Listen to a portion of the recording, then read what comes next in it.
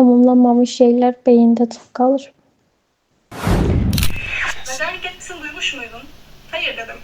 Kişiler tamamlanmamış, yarım kalmış, kesintiye uğramış şeyleri tamamlananlara göre daha kolay anımsarlar diye anlatmaya başladı Sezen. Bir başka deyişle tamamlanmamış her şey insanın zihnini tamamlanmış şeylerden daha fazla meşgul eder. Niye yeni öğrendiğim şeyi her yerde tez görürüm? Bir dəfə Terry Mullen Almanya'da fəaliyyət göstərən sol radikal təşkilat olan Machter Meinhof qrupu haqqında eşidir və daha sonra bu adı qısa müddət ərzində bir qəzetdə oxuyur. 24 saat ərzində bu qrupun adını 2 dəfə görməsi ona təəccüblü gəlir və bu barədə 1994-cü ildə St. Paul Pioneer Press qəzetinə məktub yazır. Həmin məktubu oxuyan digər insanlar da bənzər təcrübələr yaşadıqlarını bildirirlər və bu hadisə geniş yayılır. O zamandan bəri bu fenomenin adı Machter Meinhof olaraq qalır.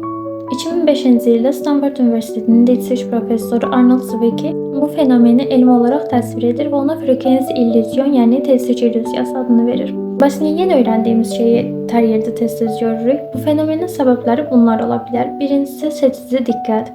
Seçici diqqət insan beyninin onun üçün maraqlı olan obyektlərə fokuslanıb digər məlumatları arxa plana atması prosesidir. Yəni yeni öyrənilən söz, anlayış və ya hadisə maraq dairəsinə girdiyi üçün beyin avtomatik olaraq sadəcə onu görməyə başlayır.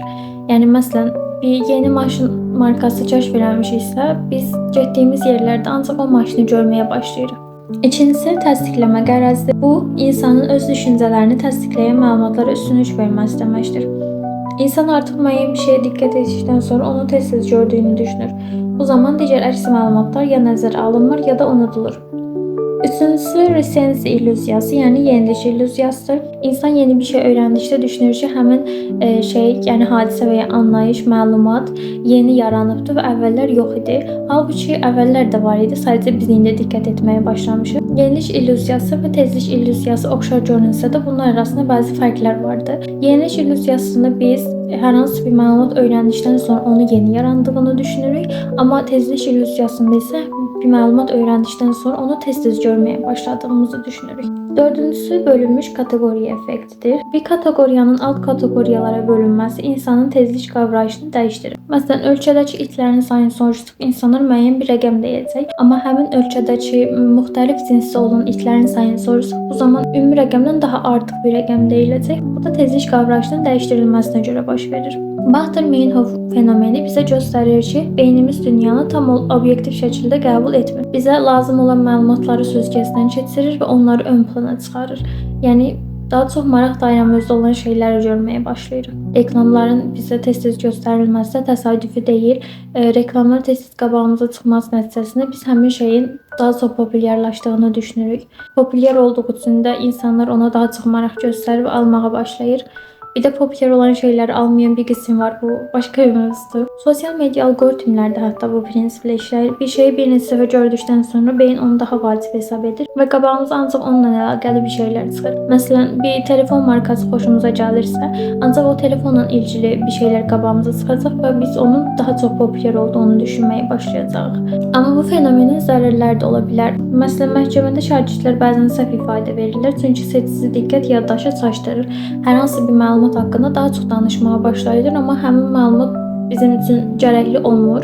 Şahidlərin bu səhv məlumat verməsi haqqında danışırkən mənim ağlıma Mandela effekti gəldi. Ancaq Mandela effekti fərqli bir anlayışdır. Mandela effektində bir qrup insan yanlış bir şeye inandıkları için onun doğru olduğunu düşünürler. Ama bu Machter Meinhof ya da tezlik illüziyasında hər hansı bir şahid bir məlumatı daha çox paylaşmağa başlayır. Ona görə də səhv ifadə verirlər.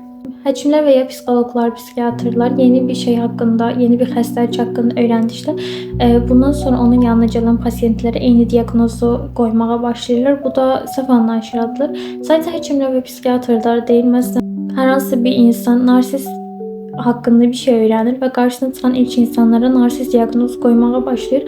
Halbuki fərqli anlayışlar olur. Sadəcə bir anlayışdan yanlış şeylər ortaya çıxa bilir. Yəni nəticədə həmin anlayışın və ya hadisənin çoxaldığını düşünsək də, dəyişən yalnız bizim baxış bucağımız olur. Yəni sadəcə biz ona diqqət etdiyimiz üçün onu görməyə başlayırıq. Hətta insanlar zarafatla deyir ki, Machter Meinhof haqqında öyrəndikdən sonra Terry Muller kimi başqa yerlərdə də həmin fenomen haqqında görməyə başlayacağıq.